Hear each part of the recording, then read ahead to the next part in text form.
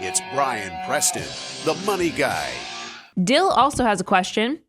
He says, is it limiting my opportunity if I choose to use target date retirement funds in both my 401k and Roth IRA? Or should I look to mix up my investment strategy within those two accounts? Bo, I find it interesting when, because we get to kind of do a snapshot when people come see us, or even friends and relatives, and they send us account statements. I'm always amazed at how we can work against ourselves by outsmarting ourselves. Mm-hmm. And we'll see people, I'll look at their portfolio and they'll be like, hey, I heard you, I checked out your show. I heard you like index, them target retirement funds. So I decided to give them things a little whirl, see what I thought. But I was feeling, I don't know, that 20/40 fund, that seemed good. But I was like, there's a portion I probably need to be somewhat conservative with. So I bought 20% in that 2025 fund too.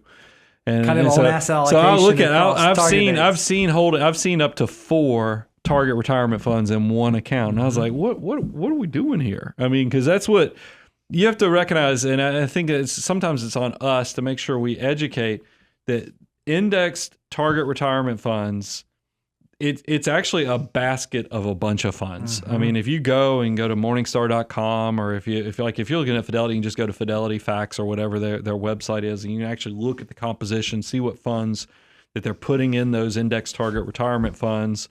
But the way they're supposed to work, remember, is you choose how much you can save and invest and when you need it.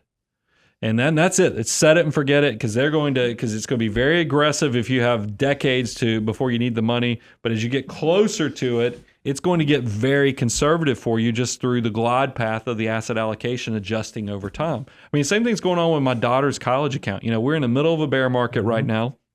I did the aggressive age-based program that they do in Georgia. And I was pleasantly surprised that when I went and looked at her account, because I'm now at the stage where I'm pulling money out of that 529 for college. It's weathered it well. It hadn't been crushed, because guess what?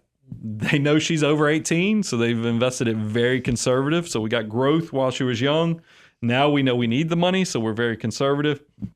I would make sure that you understand how target funds and index target funds work, so you don't counterwork them overthinking and buying multiple. Yeah, your question was, is it limiting my opportunity if I choose to do them in both? Simple answer, no. Chop the video in there, because I don't think it is. Early on in our wealth building journey, our savings rate is exponentially more important than the rate of return. So what you should be focused on is not what investments am I buying and what types of accounts am I holding them in, and asset allocation, asset location. You should be focused on savings rate. Savings rate. Because if you've got $10,000 saved and you earn 10% as opposed to 8%, yeah, that's great, but it's not going to be life-changing. However, if you can figure out how to save 2% more of your income over the long term, and you can increase the size of your portfolio, don't major in the minors early on. Just focus on the big things. Focus on your savings rate and do the path of least resistance so that you can start building. So I don't think there's anything wrong.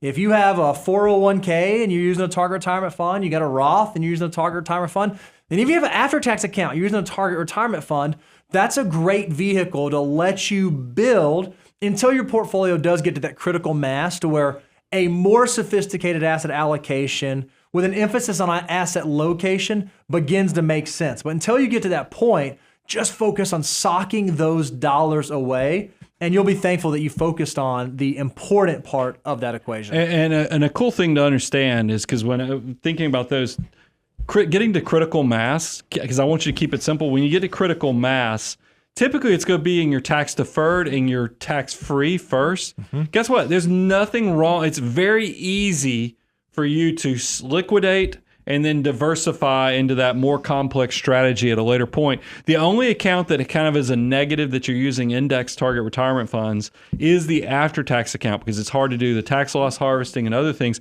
But the good news is that that's typically that last basket of the 3-bucket strategy that you're able to fill up. So by the time you get to $500,000-$600,000 of assets where you need to be thinking about tax location and other things, that's going to be the smaller thing. So it's going to be much easier to make an adjustment.